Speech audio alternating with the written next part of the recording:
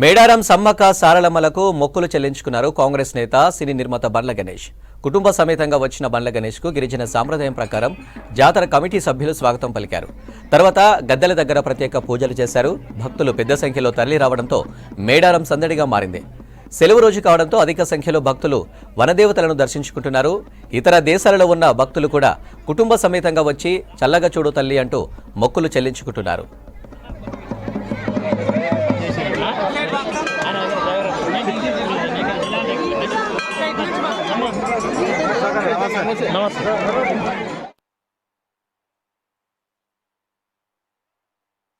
కాంగ్రెస్ అధికారం రాగానే దగ్గరకు వచ్చి నేను మొక్కు చెల్లించుకుంటాను. మొక్కున్న తెలంగాణ ప్రజలందరూ వాళ్ళు కోరుకున్న ప్రభుత్వం రావడం జరిగింది.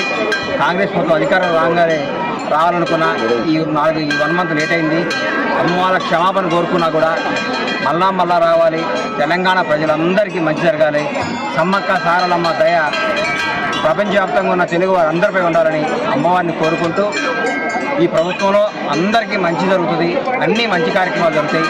దిగ్విజయంగా ఈరోజుతో 30 రోజులు అయిపోయింది. రాబోయే 10 సంవత్సరాలు కాంగ్రెస్ ప్రభుత్వం తెలంగాణని భారతదేశంలోనే నంబర్ 1 స్థాయిగా నిలుస్తుంది. రేవంత్ రెడ్డి గారు చేస్తున్న కృషి, ఆయన పడుతున్న కష్టం, ఆయన చేస్తున్న అభివృద్ధి 20 గంటల్లో ప్రతిరోజు 20 గంటలు అందుబాటులో తెలంగాణ ప్రజల అదృష్టం.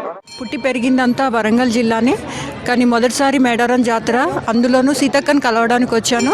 ఇక్కడ ఏర్పాట్లన్నీ చూసి చాలా ఆనందంగా ఉంది. చాలా పెద్ద జాతరలో చాలా మంది పార్టిసిపేట్ చేస్తారు కాబట్టి ఇక్కడ పరిశుభ్రత అనేది చాలా ముఖ్యంగా అవసరం పడుతుంది. దాని గురించి చాలా శ్రద్ధ తీసుకుని చాలా బాగా అరేంజ్మెంట్స్ చేసినందుకు ఆనందంగా ఉంది. ముఖ్యంగా సీతక్కని కలిసి ఈ మంచి పవిత్రమైన ప్రదేశంలో ఆవిడని కలవడము, అమ్మవారిని చూడడం నాకు చాలా ఆనందంగా ఉంది. Thank you. నేను న్యూజెర్సీ నుంచి వచ్చాను. నేను విజయ నాదెల్లా, ఇండియన్ ఓవర్సీస్ కాంగ్రెస్.